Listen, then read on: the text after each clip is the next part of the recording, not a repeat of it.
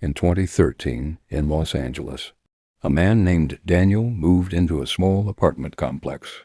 It was quiet, cheap rent. Nothing unusual, at least that's what he thought. Until the first night. At exactly 2:17 a.m., he woke up.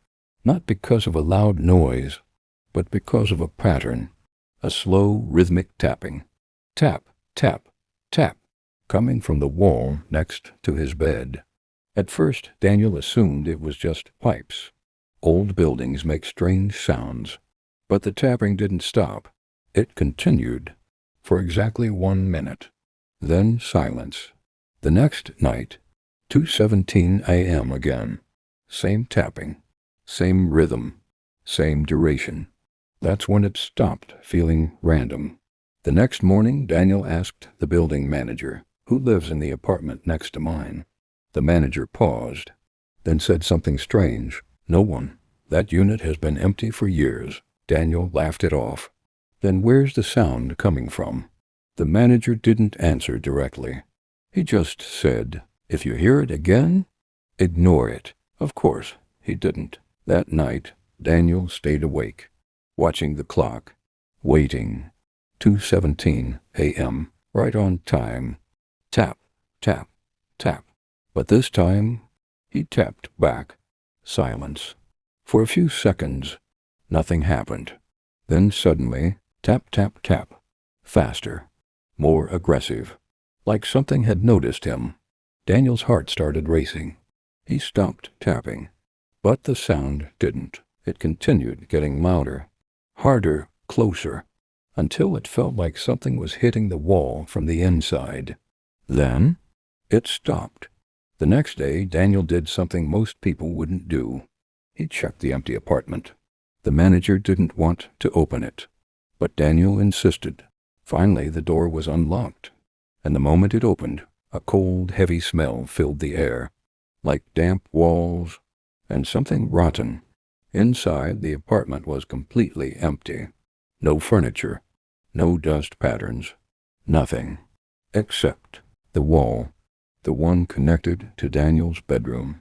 It was covered in marks, hundreds of small dents, as if someone or something had been tapping from the inside, over and over, for years. Then Daniel noticed something else. Near the bottom of the wall, there were scratches. Not random, not messy. They looked like letters. He leaned closer, and that's when he realized it was a message. Repeated again and again. Don't answer. Daniel stepped back. His breathing got heavier. This has to be a joke, he whispered. But deep down, he knew it wasn't. That night, he made a decision. If the tapping happened again, he would not respond. 2:17 a.m., right on time. Tap, tap. He stayed still, didn't move, didn't breathe loudly, just listened. The tapping continued for 1 minute, then stopped. Silence. Daniel felt relieved. Maybe it was over. Maybe ignoring it worked. Then a new sound. Not tapping. Something else. A voice. Very soft. Coming from the wall. Hey. Daniel's body froze. Can you hear me? It sounded normal. Human. Terrified. Please help me. Tears formed in his eyes. Every instinct told him to respond. But then he remembered the message. Don't answer. The voice changed. It got deeper, distorted, angry. I know you can hear me. The wall shook slightly. Answer me. Daniel covered his ears, but the voice was inside his head now. Not outside, not in the wall, inside. Then suddenly, silence. The next morning, Daniel moved out. Immediately. No explanation. No goodbye. He just left. Months later, another tenant moved into that same apartment, and according to reports, at exactly 2:17 a.m., they heard something strange. Tap, tap, tap. To this day, no one knows what caused the sound, who made the markings, or why it only happens at the same exact time. But every person who experienced it agrees on one thing. The moment you respond, it responds back. And after that, it doesn't stop. In 2018, in Chicago, a college student named Ryan moved into an old apartment building near campus. It wasn't a great place. The rent was cheap. The hallways smelled strange, and the lights flickered at night. But Ryan didn't care until he noticed apartment 306. Every time he passed it, something felt off. The door was always closed. No sound, no movement. But sometimes there was light under the door. One night, around 1:40 a.m., Ryan came back late from a party. As he walked past apartment 306, he heard something. A voice, low, slow, like someone talking to themselves. He stopped, listened carefully. Not yet. That's all he heard. Then silence. Ryan shrugged it off. Probably just a weird neighbor, he thought.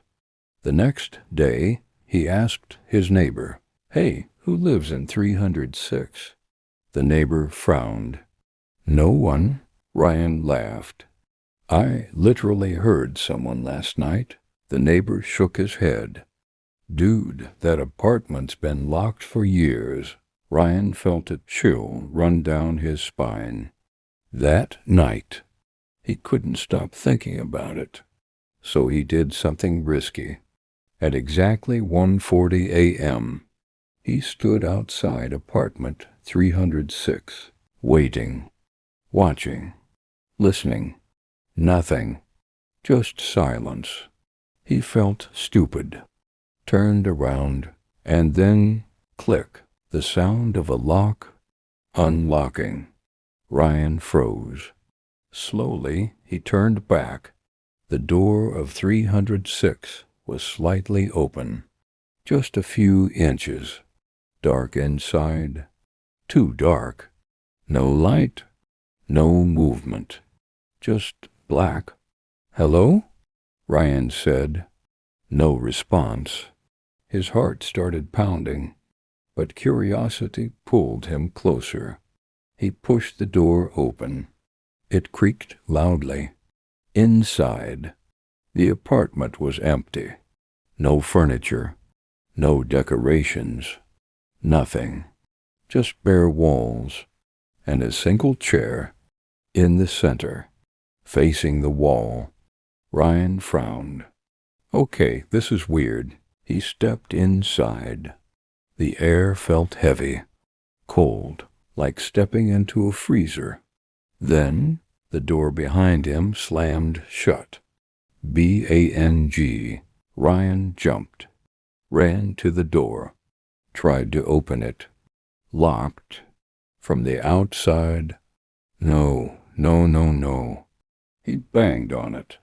"Hello?" No answer. Silence. Then he heard it. Behind him.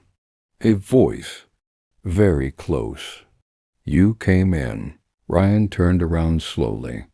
The chair had moved. It was now facing him, and sitting on it was a man. Ryan hadn't heard him enter. He hadn't seen him before. But now he was there, completely still, staring. The man looked wrong. His face was pale, too pale. His eyes wide open, unblinking. "How did you get in here?" Ryan whispered. The man smiled. Slowly. "You opened the door." Ryan backed away. "I thought no one lived here." The man tilted his head. "I don't." Ryan's chest tightened. "What?" The man stood up. Slow, unnatural. "You're not supposed to see me." Ryan turned and ran to the door. Pulled it again. Still locked. Behind him, footsteps. Slow, dragging. Closer, closer. Please, Ryan said, panicking. Just let me out. The footsteps stopped, right behind him. He could feel it, breathing, cold air on his neck. Then a whisper, "You shouldn't have come in." Everything went black. The next morning, the building manager found apartment 306 open. Empty, no sign of Ryan, no broken locks, nothing unusual, except one thing. On the wall, scratched deep into the paint, there was a message, fresh, as if written just hours ago. "Don't open the door. Ryan was never found." No missing person trace, no camera footage, no evidence, nothing. But tenants in that building still say, sometimes late at night, apartment 306 unlocks itself, just slightly, just enough, waiting. And if you ever see a door open when it shouldn't be, don't look inside, because some places aren't empty, they're waiting. In 2016, in New York, a 911 operator named Emily was working the night shift. It was a normal night. Routine calls, noise complaints, minor accidents, nothing serious, until 3:06 a.m. A call came in. No caller ID, no location data, just silence. Emily adjusted her headset. 911, what's your emergency? No response, just faint, static. She was about to disconnect. Then she heard it, breathing, slow, uneven, like someone trying not to be heard. "Hello?" Emily said again. A whisper came through. "Help me." Emily straightened up. "Ma'am, I need you to speak clearly. What's your location?" Silence. Then, "I don't know where I am." Emily's training kicked in.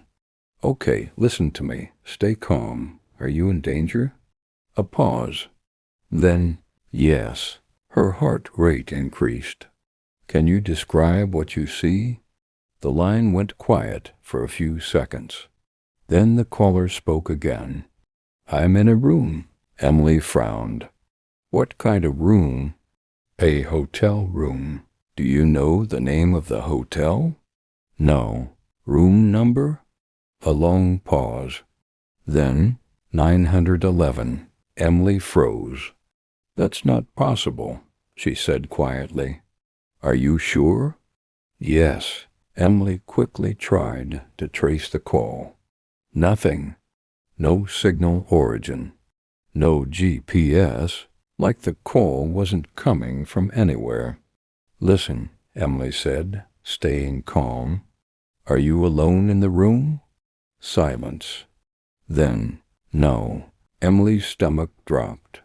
"Who else is there?" The caller whispered. "He doesn't want me to talk." Suddenly, a loud noise, like something hitting the floor. The caller gasped.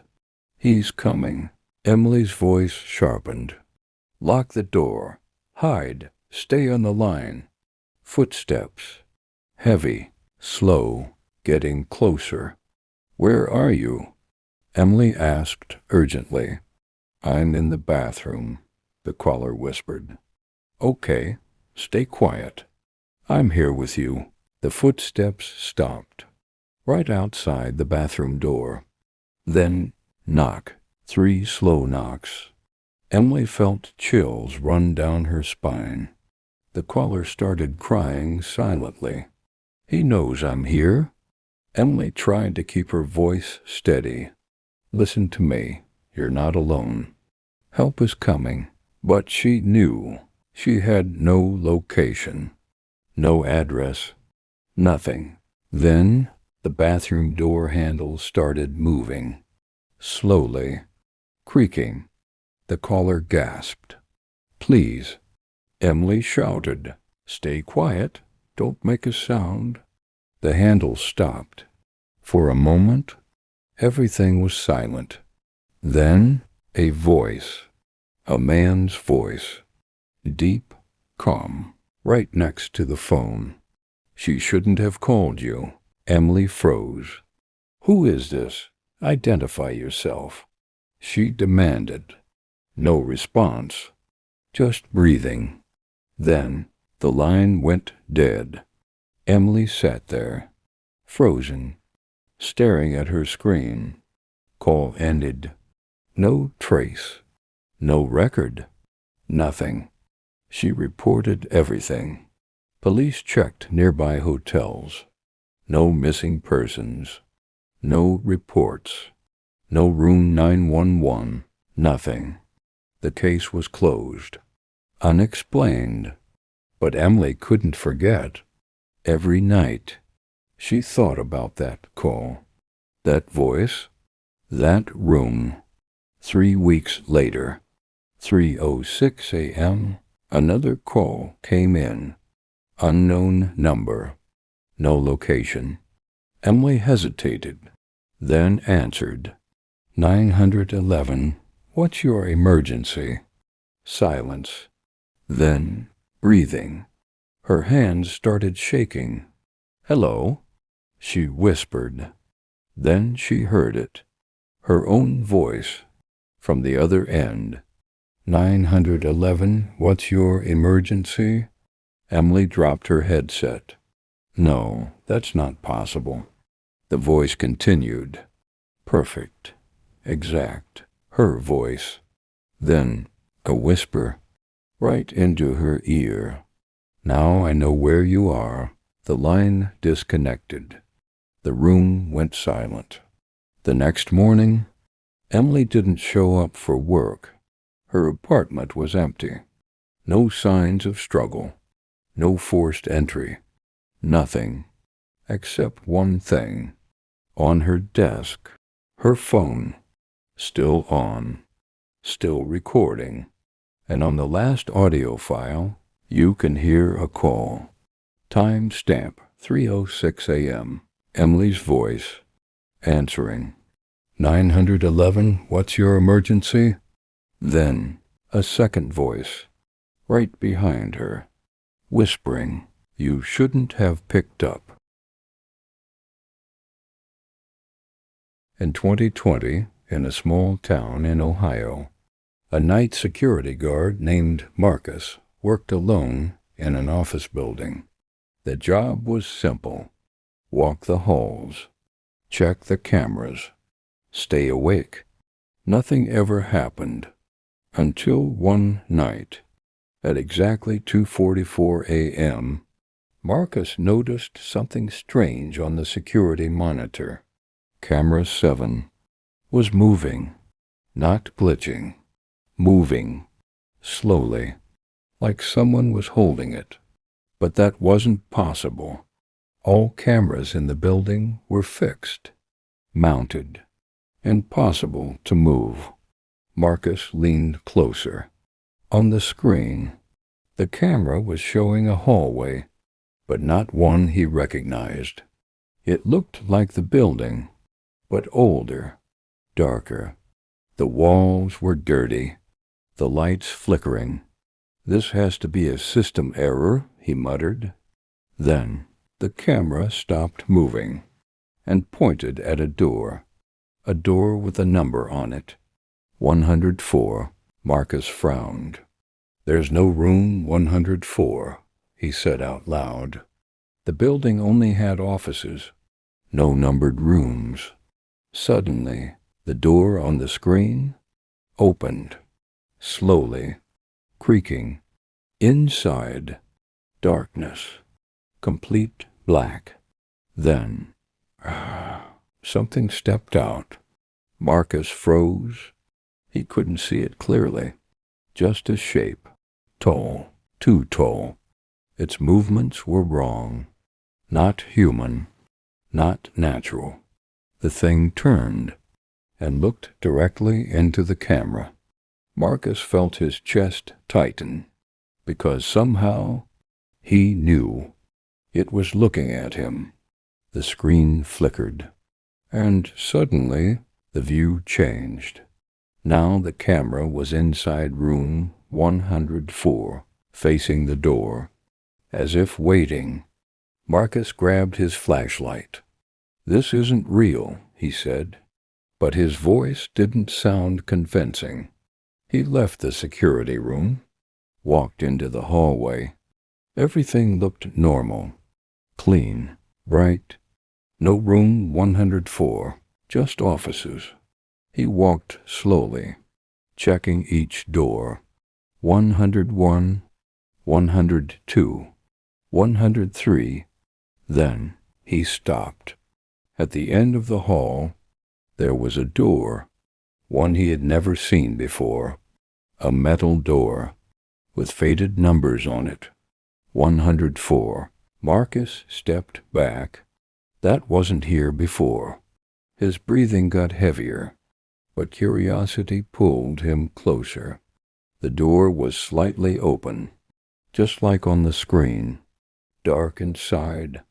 Too dark. He raised his flashlight, pointed it inside. Nothing. Just black.